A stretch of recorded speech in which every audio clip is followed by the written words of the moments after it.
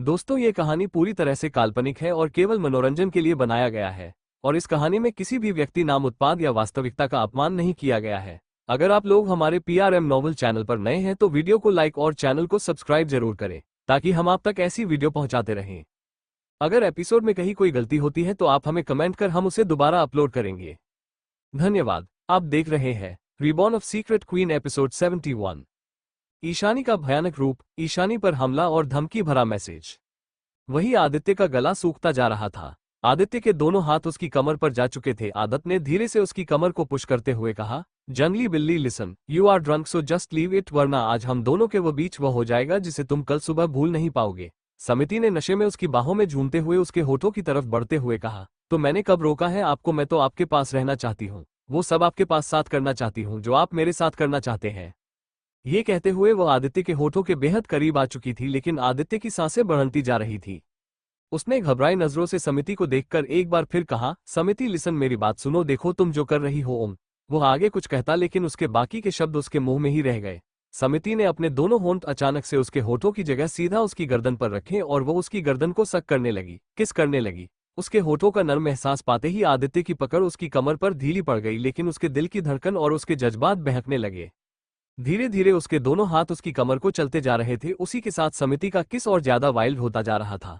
अचानक से समिति ने उसकी गर्दन को अपने दांतों में भरा और कस के एक जोरदार बाइट किया, लेकिन आदित्य को उससे कोई फर्क नहीं पड़ा। समिति ने धीरे से अपनी नजर उठाकर आदित्य को देखा और मुस्कुराते हुए बोली, yummy, you are so tasty. उसकी यह सुनकर ना जाने आदित्य को क्या हुआ, अगले ही पल उसने समिति को पलटा। वो इस वक्त समिति के ऊपर आ चुका था। अब आगे उसने भी समिति के गर्दन पर अपनी नजर टिकाते हुए कहा, जंगली बिल्ली, बदला तो मैं लेकर रहूंगा, तुमने मुझे खाया ना, अब मेरी बारी है। Let me taste your little neck, little girl.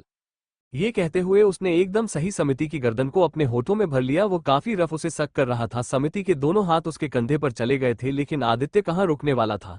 उसके दोनों होंठ उसकी गर्दन का हाल बेहाल करके उसके हाथ, कंधे और फिर उसके चेहरे की तरफ बढ़ने लगे, लेकिन वो उसके होठों को छता। तभी उसकी सांस फूलने लगी। उसने अपने दोनों हाथ उसकी गर्दन की तरफ घुमाए और गहरी गहरी सांस लेते हुए बोला, आई होप कि तुम्हें इतना काफी होगा, क्योंकि अगर मैं इससे ज्यादा बढ़ा तो मेरा अपने आप पर कंट्रोल छूटता चला जाएगा। ये कहते हुए उसने आगे बढ़ समिति के माथे पर किस किया और एकदम से कमरे के बाहर निकल गया। फ्लैशबैक एंड समिति को जैसे ही यह सब याद आया, उसका पूरा चेहरा शर्म से लाल पड़ चुका था। उसने एकदम से शर्माते हुए अपने दोनों हाथों में अपने चेहरे को छुपाते हुए कहा, ओ गॉड, भगवान जी, यह मैंने क्या कर दिया? मैंने सच में उनके साथ ये सब किया? नहीं नहीं नहीं, यह मैं सपना है। हाँ, ये सपना है, यह मेरा सपना ही है। मैं उनके साथ ऐसा नहीं कर सकती। ये कहते हुए वो एक बात है अपने आप को देखने लगी। वो जैसे जैसे अपनी लव बाइट को देख रही थी, उसका चेहरा लाल पड़ता जा रहा था। उसे याद आ रहा था कि कैसे कैसे आदित्य ने उसे किस किया था और वहां पर बाइट किया था। वो धीरे धीरे जहां जहां आदित्य ने बाइट किया वहां से सहलाने लगी। उसे एक अजीब ही सुकून महसूस हो रहा था। उसकी आंखें हल्की सी बंद हुई और उसकी आवाज धीरे धीरे सिसकियों में बदलने लगी। वहीं दूसरी तरफ पाठक कॉर्पोरेशन, केशव इस वक्त अपने केबिन की हेड चेयर पर बैठा हुआ था। उसी के सामने सोफे पर जूही, आदित्य और जगदीप तीनों बैठे हुए कंफ्यूज होकर उसे ही देख रहे थे। तभी केबिन का डोर ओपन हुआ और अभय केबिन के अंदर एक फाइल लेकर आया। उसने वो फाइल केशव के सामने टेबल पर रखी और जाकर उन तीनों के पास बैठा। वो तीनों कंफ्यूजन से देखने लगे। उसने आंखों के इशारे से उन्हें समझाया कि उसे कुछ नहीं पता। ये देख वो हैरान हो गए, क्योंकि अभय इकलौता ऐसा इंसान था जिसे केशव के बारे में सबसे ज्यादा जानकारी थी, लेकिन वो खुद नहीं जानता था। केशव ने अपने फोन को निकाला और वह मैसेज उन तीनों की तरफ फॉरवर्ड कर दिया। उन तीनों ने जैसे ही वो मैसेज पढ़ा तो मोनी की आंखें एकदम से छोटी हो गई। वो चाहते हुए सोफे से खड़ी हो गई। वो ठंडी नजरों से उस मैसेज को देख रही थी और फिर केशव को। उसने अपने कदम केशव की तरफ बढ़ाते हुए कहा, यह मैसेज तुम्हें कब मिला? केशव ने ठंडी आवाज में कहा, सुबह जब मैं ब्रेकफास्ट टेबल पर था। लगता है कि कोई नहीं चाहता कि मैं ऐसा सच जानूं जो नहीं जानना चाहिए। जगदीप ने तिरछी नजरों से उस मैसेज को देखते हुए कहा, या फिर हो सकता है कि तुम उसके सच के बारे में जान चुके हो और वह इंसान ही जाता कि वह सच तुम किसी और को बताओ। केशव आंखें छोटी करते हुए उन दोनों को देख रहा था। जगदीप ने अपनी जगह से खड़े होते हुए सरकास्टिक टोन में कहा, केशव, मुझे लगता है कि यह सच वही है जो तुम्हारी वाइफ से जुड़ा हुआ है। केशव ने उसके सवाल का कोई जवाब नहीं दिया, लेकिन उसके चेहरे के भाव काफी भयानक थे। वो किसी जल्लाद की तरह अपने फोन को घूर रहा था। आदित्य ने भी अपनी जगह से खड़े होते हुए कहा, हाँ हाँ बिल्कुल, तुम जानते हो ना, तुम्हारी बीवी का वो सच अगर दुनिया के सामने आ गया तो कितनी बड़ी मुसीबत हो सकती है। हो सकता है कि तुम्हारी बीवी के जितने भी दुश्मन या उसकी फैमिली है वो उसके ऊपर अटैक कर सकती है, क्योंकि तुम्हारी बीवी जो इंसान है वो कोई नॉर्मल तो नहीं है। उसकी आंखों में वार्निंग साफ दिखाई दे रही थी। केशव ने उसके सवाल का भी कोई जवाब नहीं दिया।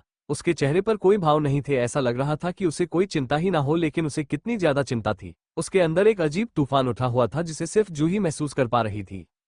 उसने अपने होठों पर हल्की मुस्कान लिए कहा, ठीक है, तुम्हें जो सही लगे करो, लेकिन मैं सोच रही हूँ कि तुम्हारी बीवी को टाइट सिक्योरिटी की जरूरत है। उसके ऊपर एक दिन में अटैक जरूर हो सकता है, क्योंकि अगर तुम पीछे नहीं हटे तो उसका अगला टारगेट तुम्हारी बीवी होगी, जैसा कि मैसेज में लिखा है। उसकी बात सुन केशव ने नजर उठाकर उसे देखा और टेबल पर अपने दोनों हाथ टिकाए। उसके हाथों की पकड़ टेबल के गिलास पर कसती जा रही थी। वही ग्लास हल्का हल्का सा कपकपाने लगा। ऐसा लगा था कि पल भर में उसके टूट के कितने टुकड़े हो जाएंगे। टेबल के ऊपर ग्लास अचानक से चरट की आवाज के साथ छोटे छोटे पीस में बिखरकर जमीन पर फैल गया। ये देख जूही, आदित्य और जगदीप तीनों शॉक हो गए। वो 2-3 कदम पीछे हटे और केशव को देखने लगे, जो इस बार गुस्से में काफी भयानक लग रहा था। वो किसी जल्लाद से कम नहीं दिखाई दे रहा था। इस वक्त उसकी आंखें लाल और उसका पूरा चेहरा काला पड़ चुका था।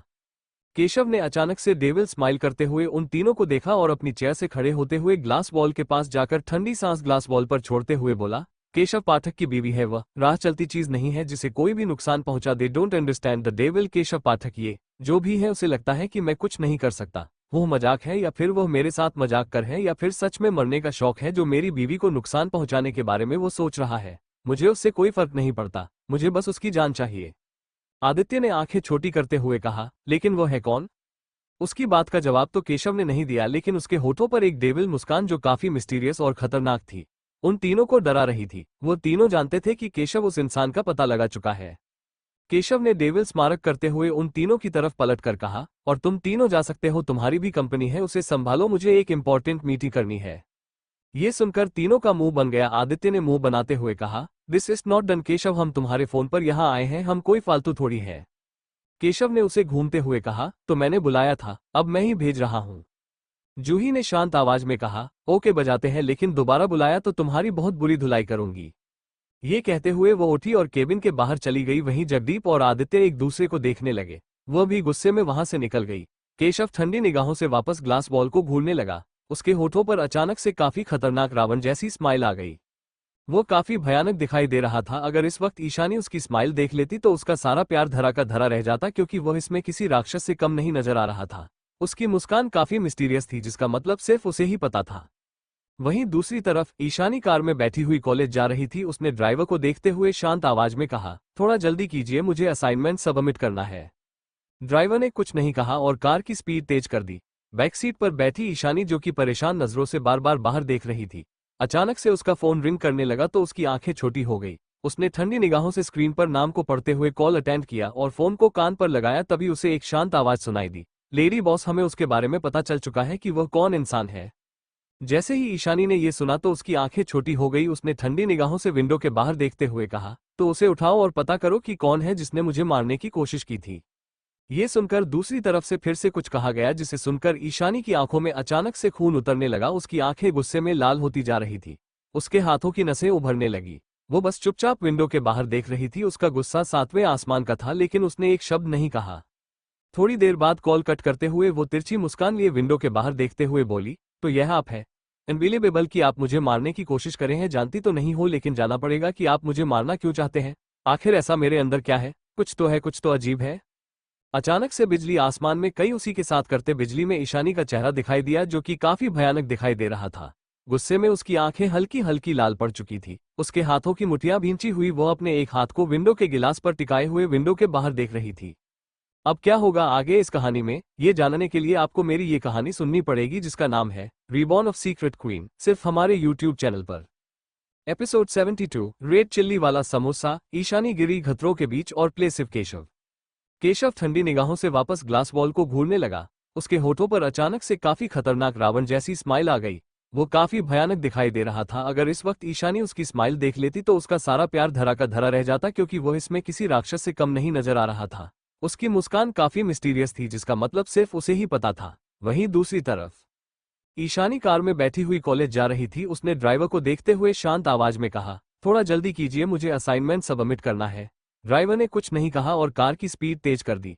बैक सीट पर बैठी ईशानी, जो कि परेशान नजरों से बार बार बाहर देख रही थी, अचानक से उसका फोन रिंग करने लगा तो उसकी आंखें छोटी हो गई। उसने ठंडी निगाहों से स्क्रीन पर नाम को पढ़ते हुए कॉल अटेंड किया और फोन को कान पर लगाया। तभी उसे एक शांत आवाज सुनाई दी, लेडी बॉस, हमें उसके बारे में पता चल चुका है कि वो कौन इंसान है। जैसे ही ईशानी ने ये सुना तो उसकी आंखें छोटी हो गई। उसने ठंडी निगाहों से विंडो के बाहर देखते हुए कहा, तो उसे उठाओ और पता करो कि कौन है जिसने मुझे मारने की कोशिश की थी। ये सुनकर दूसरी तरफ से फिर से कुछ कहा गया, जिसे सुनकर ईशानी की आंखों में अचानक से खून उतरने लगा। उसकी आंखें गुस्से में लाल होती जा रही थी, उसके हाथों की नसें उभरने लगी। वो बस चुपचाप विंडो के बाहर देख रही थी। उसका गुस्सा 7वें आसमान का था, लेकिन उसने एक शब्द नहीं कहा। अब आगे। थोड़ी देर बाद कॉल कट करते हुए वो तिरछी मुस्कान लिए विंडो के बाहर देखते हुए बोली, तो यह आप है? अनबिलीवेबल कि आप मुझे मारने की कोशिश करे हैं। जानती तो नहीं हो, लेकिन जाना पड़ेगा कि आप मुझे मारना क्यों चाहते हैं। आखिर ऐसा मेरे अंदर क्या है? कुछ तो है, कुछ तो अजीब है। अचानक से बिजली आसमान में कई उसी के साथ करते बिजली में ईशानी का चेहरा दिखाई दिया, जो कि काफी भयानक दिखाई दे रहा था। गुस्से में उसकी आंखें हल्की हल्की लाल पड़ चुकी थी। उसके हाथों की मुठ्ठियां भींची हुई वो अपने एक हाथ को विंडो के गिलास पर टिकाए हुए विंडो के बाहर देख रही थी। तभी उसकी मैसेज रिंगटोन बड़ी। उसने अपने फोन की स्क्रीन पर देखा, जहां देखते ही उसके होठों पर मुस्कान आ गई। उसने अपना फोन उठाया। केशव ने उसे मैसेज टाइप किया था, लिटिल गर्ल मुझे मिस करना, कॉलेज में किसी लड़की की करीब मत जाना वरना मैं इतना आउट ऑफ कंट्रोल हो जाऊंगा कि मैं खुद नहीं जानता कि मैं तुम्हें कौन सी पनिशमेंट दे बैठूंगा। यह मैसेज पढ़ते ही ईशानी के होठों पर अचानक से मुस्कान आ गई। वो शर्माते हुए बोली, माय डियर मिस्टर हस्बैंड, आप इतने पजेसिव क्यों हो? आई कांट बिलीव कि इतना शांत रहने वाला इंसान इतना पजेसिव फील कर सकता है।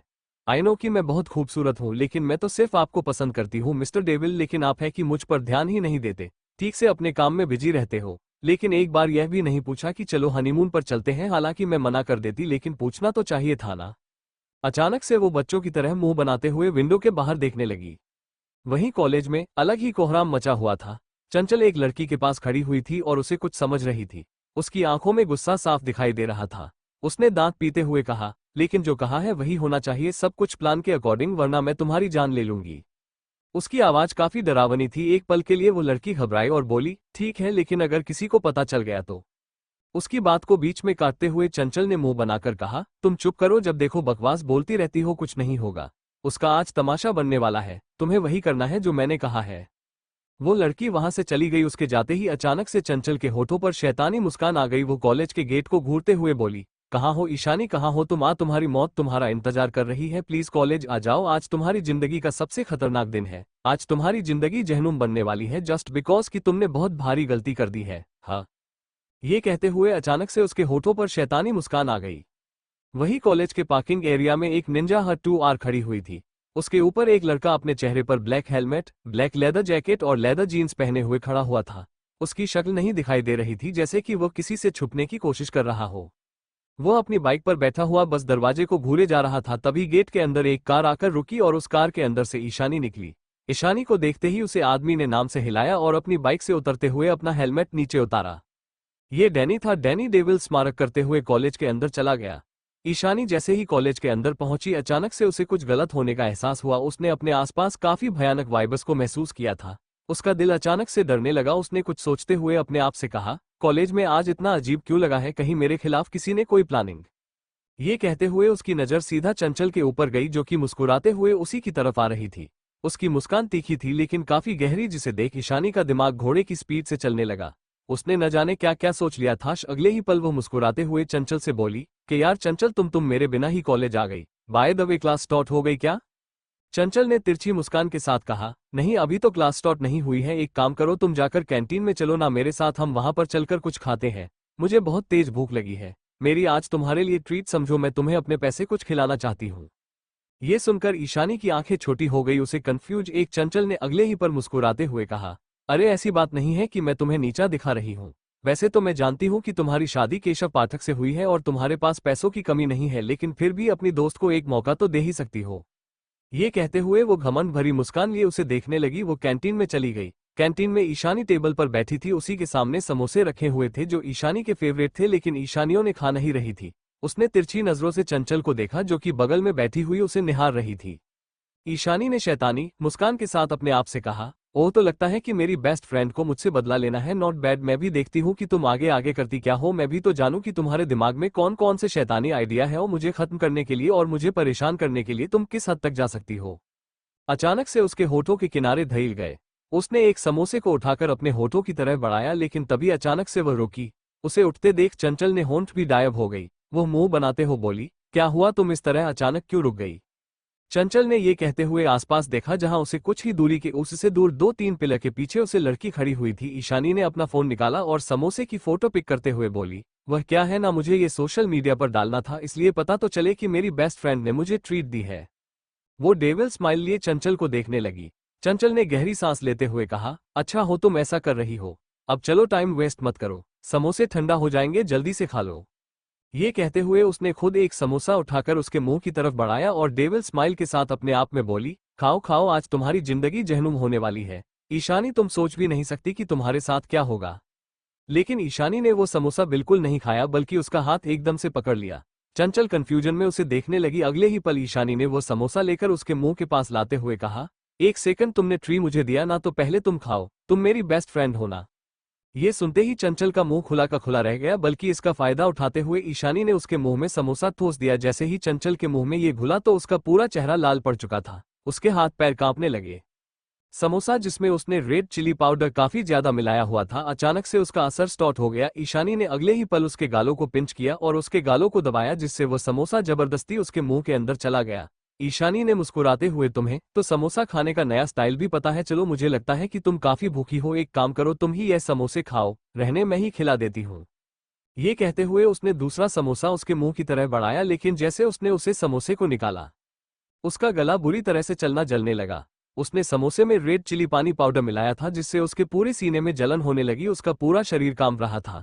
उसने जैसे तैसे समोसे को गले में गटगगा और मुस्कुराते हुए हल्की मुस्कान के साथ कहा, नहीं नहीं, मेरा पेट भर गया है, तुम खाओ। है ईशानी ने तो तिरछी मुस्कान लिए उसे देखा और हल्का सा बाइट उस समोसा का लिया, लेकिन अगले ही पर चौंकते हुए एकदम से खड़े होकर सामने कर पानी का गिलास उठाया और एक सांस में पूरा पानी पी गई। वो अपने हाथ हिलाकर अपने मुंह को खोले ठंडी सांस लेने की कोशिश करते हुए चंचल को लेकर बोलीश, ओ माय गॉड, इसमें तो बहुत ज्यादा चिली पाउडर मिलाया गया है। लगता है कि वह अंधा था जो समोसे बनाते वक्त चिली पाउडर ज्यादा डाल गया, लेकिन तुमने तो इसे इतनी आसानी से खा लिया। क्या तुम्हें ज्यादा चिली पाउडर वाला समोसा पसंद है?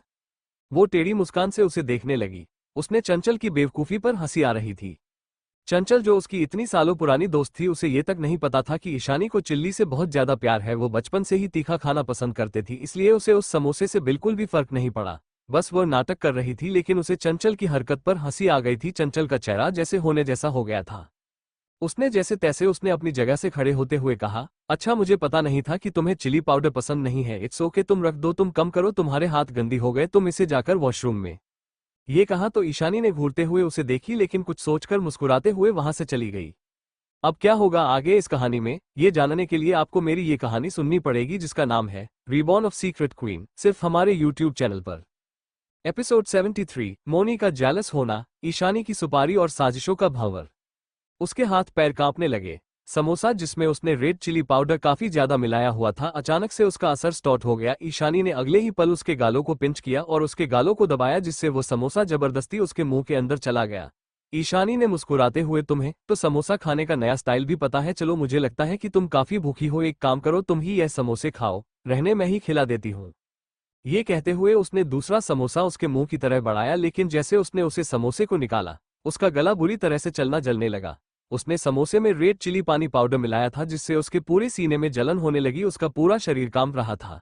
उसने जैसे तैसे समोसे को गले में गटगगा और मुस्कुराते हुए हल्की मुस्कान के साथ कहा, नहीं नहीं, मेरा पेट भर गया है, तुम खाओ। है ईशानी ने तो तिरछी मुस्कान लिए उसे देखा और हल्का सा बाइट उस समोसा का लिया, लेकिन अगले ही पर चौंकते हुए एकदम से खड़े होकर सामने कर पानी का गिलास उठाया और एक सांस में पूरा पानी पी गई।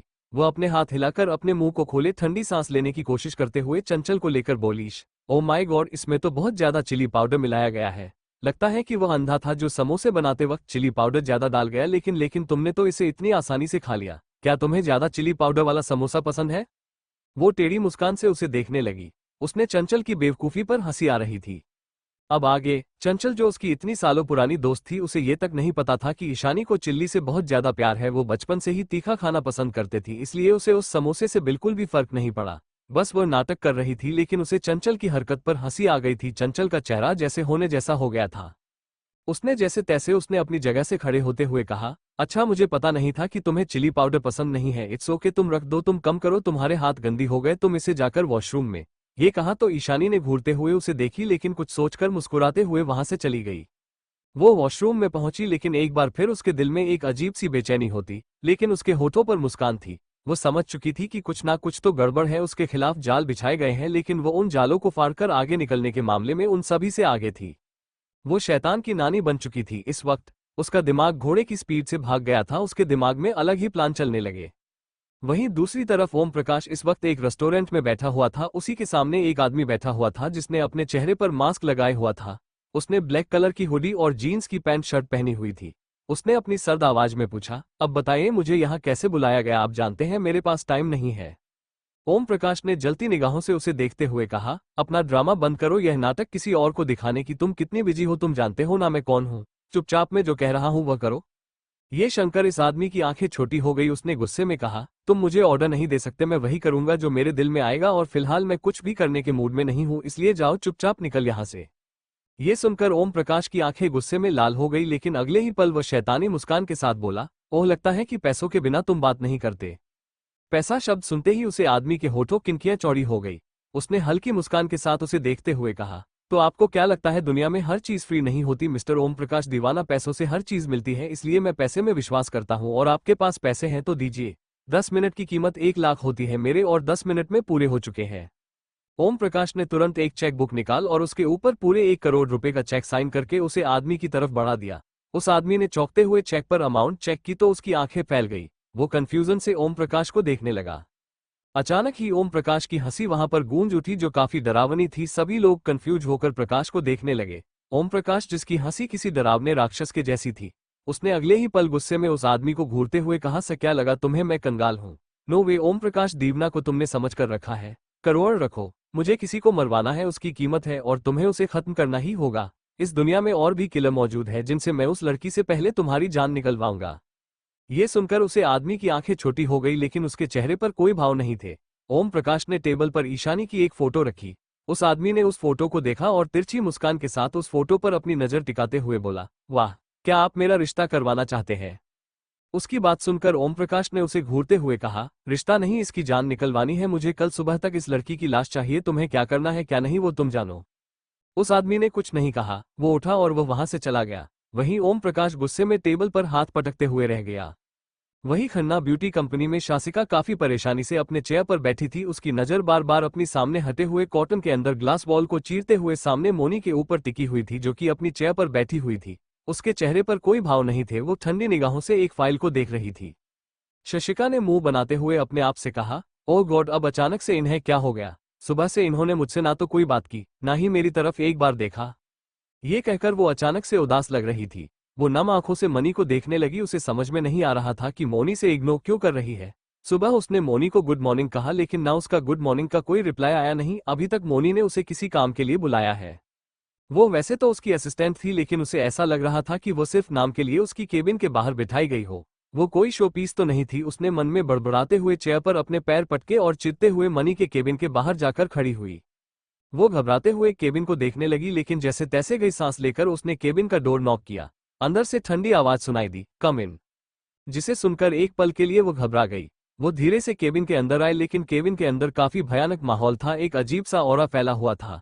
उसने कपकपी महसूस होने लगी। उसने मोनी को देखा। उसके एक्सप्रेशन लेस चेहरे को देख वो परेशान होकर उसके सामने जाकर खड़ी हुई। उसने धीरे से हल्की मुस्कान के साथ पूछा, क्या हुआ, आप ठीक है? मोनी ने उसके सवाल का कोई जवाब नहीं दिया। उसकी नजर फाइल पर टिकी हुई थी। देखने से वो काफी गुस्से में लग रही थी। उसे अपनी तरफ ना देखता पाकर शासिका को एक अजीब सी बेचैनी होने लगी।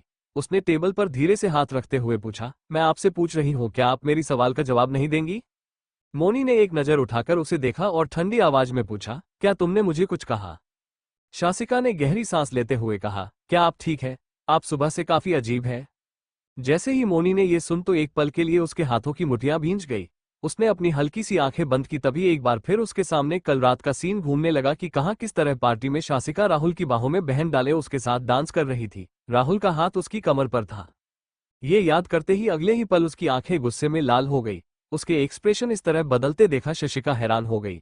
वो कुछ बोलती अगले ही पल मोनी ने टेबल पर हाथ पटकते हुए गुस्से में कहा, लिसन मिस शासिका, यह मेरा केबिन है। यहाँ बिना काम के में आना किसी को भी अलाउड नहीं है। जब तक तुम्हें ना बुलाया जाए तुम उसे अपने केबिन में रहो।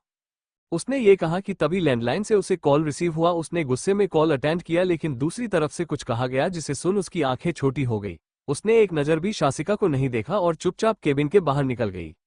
वहीं शासिका हैरान होकर बस उसे जाते हुए देखते रही। वो एकदम से भागकर उसके पीछे पीछे चलने लगी, लेकिन उसकी स्पीड काफी स्लो थी। हालांकि वह भाग रही थी, लेकिन मोनी के लंबे लंबे कदमों का वो मुकाबला नहीं कर पा रही थी।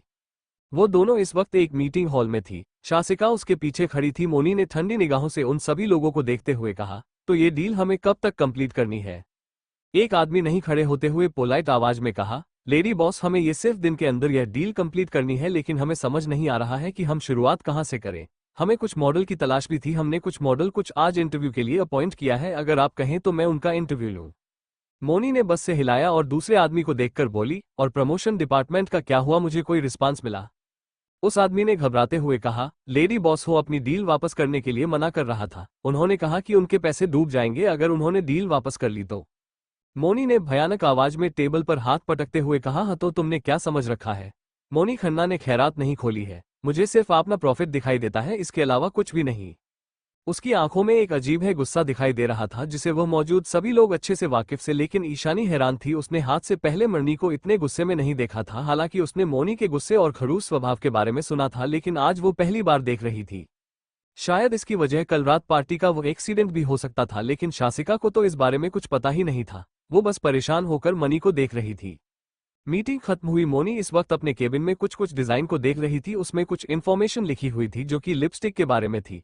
मोनी की निगाहें उसे डिजाइन्स पर टिकी हुई थी। तभी अचानक से शासिका उसका केबिन का डोर करती है और केबिन के अंदर आई। उसके हाथ में ब्लैक कॉफी का कप था।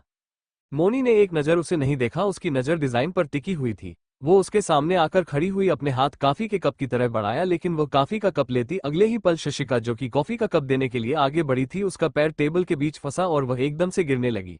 वो तो बच गई, लेकिन उसके हाथ में पकड़े कप की सारी कॉफी उन डिजाइन्स के ऊपर गिर गई।